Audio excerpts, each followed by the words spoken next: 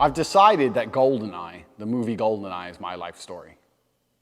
I've decided it's basically completely accurate. Your life stories are Forrest Gump. Now, I know you're thinking, oh, Forrest Gump, that's not too bad a choice, actually, because I get to become a shrimp billionaire and do all these interesting things. But no, it's very interesting. If you watch Forrest Gump, I remember this specifically, because the beginning scene is a feather. Forrest is the feather, and that life has blown him in all these strange directions. And he has no real control over the directions. He kind of just, he's lucky and unlucky. He's fortunate and misfortunate. And he just kind of, his life is just the result of being blown in all these random directions. And he doesn't actually have any influence over his life. If you look at GoldenEye, Bond makes things happen. That's who I am. I make shit happen. Forrest Gump is the story of a man who falls in love with some bitch, who runs off to be a hoe, and then, once he's a shrimp billionaire, she comes back as a single mom with AIDS, and he fucks her and gets AIDS. That's the end. This is the unspoken ending of Forrest Gump. That bitch dies, and it's him and his son at the end at the bus. Oh, well, I'm gonna put you on the bus, son. It's supposed to be a happy ending. Anyone with a brain is actually sitting there thinking, no, now Forrest is gonna die. Now he has AIDS, and that's gonna be an orphan kid. What a sad story. What a shit life. You finally become a shrimp billionaire, and because you couldn't resist that used up pussy from the drug addict, you're now got AIDS. You literally got AIDS. Not like it as in making it will give you AIDS. Like actually you got them. I don't believe in depression. Don't message me about depression because I don't believe in it. If you're asleep in your bed in the middle of the night and you hear a noise and you believe in ghosts, now you're afraid. But if you don't believe in ghosts, it's the wind and you go back to sleep. You give the ghosts power by believing in them. Your house is only haunted if you believe in ghosts. Belief is a powerful thing. If I were to stand in front of you and I were to tell you that I could punch you as hard as I can in your sternum and I could fracture it and send a splinter into your heart, would you allow me to try? You wouldn't, because you know I believe I can. I believe I can hurt any man on the planet, and that's why people are afraid of me.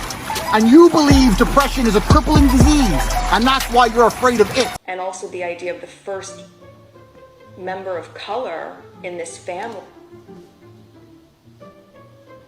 We all knew it was coming. It's the get out of jail free card of the modern world. Megan, you're lighter than me.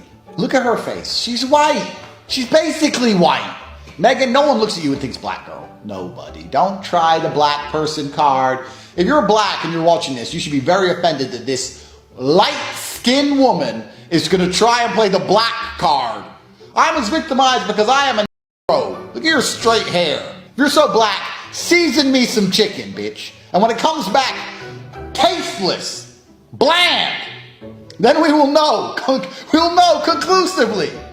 You ain't black. Stop saying it.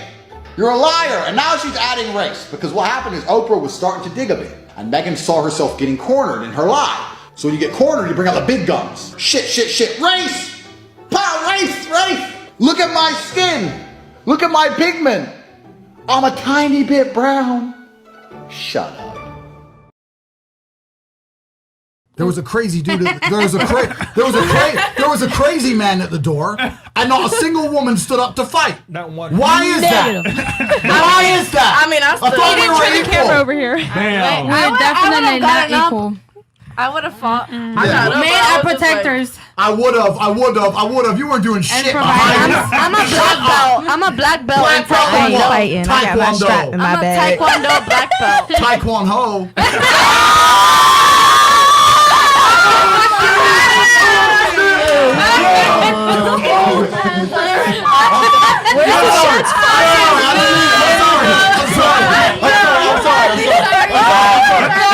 I'm sorry. I'll take her Insta. I'm sorry. I'm sorry. Yo. That shit has me dead, bro. You know what? I want to make something clear. You know what? Slim.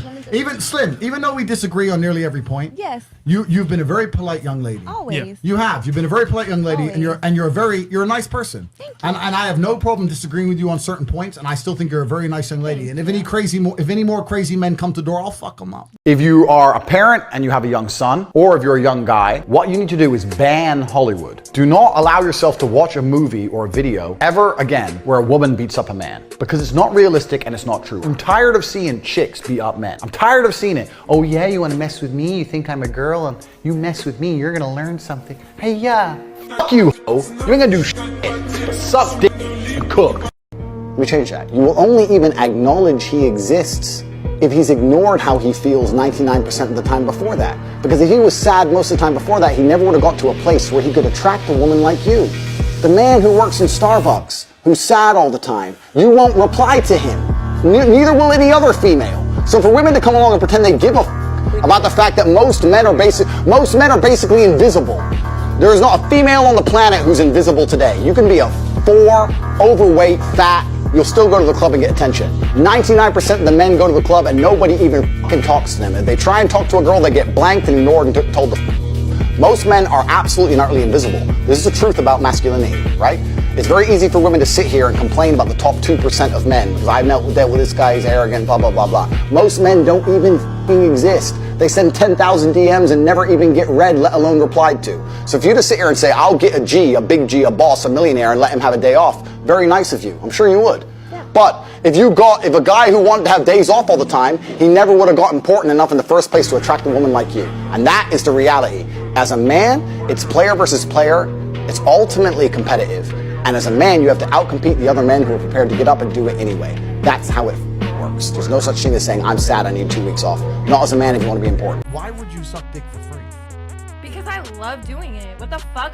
What the fuck? I love sucking dick. Why would Yeah, but you have no future with these men, so why not at least get paid for it, right? I am getting paid for it on fucking OnlyFans. I don't need them to pay me. I make way more than they could ever give me. They get paid twice. What are you doing today? Oh, I have to go to work today. Oh, that sounds fun. How the fuck are you gonna get rich if you're doing that shit? You ain't got time. But when you're a G, you're just accidentally like pimping hoes. Like you go somewhere, there's some bitch. She's like, hi. You're like, yeah, hi. Yeah, I'm the man. Oops, you fuck her. Oops, and now she's in love with you and shit. The real G's know what I'm saying. Like you're pimping bitches. You don't even want to. So you're pimping bitches. So when you're pimping bitches like me, it's a full-time job. You ever tried talking to 30 girls at once? Like, actually, how are you? Fine. Like 30 bit. It's a full-time job. So here's what you do. Elite level players, here's what you do. You start arguments with them hoes, but you don't start them. You let them start them. You know what I'm saying?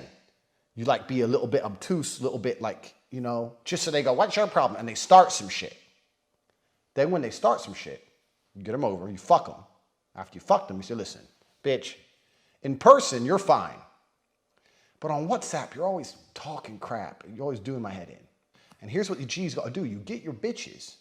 You add them to a Telegram channel, 1 channel per hoe, where they can read your messages, but they can't reply. And you block them everywhere else. Hear me out. Then when you wake up in the morning, you write a generic, good morning, baby. Got lots to do today. Got to patrol the streets. Got to flex on the broke boys. Got to make money. Got to check on my casinos. Got to pimp other hoes. But if I have some time, I might try to see you. Miss you very much. Copy and paste it in every channel to every bitch. And they'll read that shit. But then they can't go, well, you're always busy. You're always with other hoes. They can't reply to you. Do you not see the brilliance? All they can do is read it. Then, when you want to fuck them, you hit them on the Telegram channel. We'll be calling you in a few minutes. Stay by your phone. Unblock, call, come here, let's fuck. Actually, I'm tired of you. Okay, bye, boom. But no, I'm as humble as they come. I'm a nice guy. For that reason, I decided to make this Christmas message to inspire all of you lessers, you peons, to one day possibly get onto my level. So this is going to be an inspiring message for you all. Sorry about that.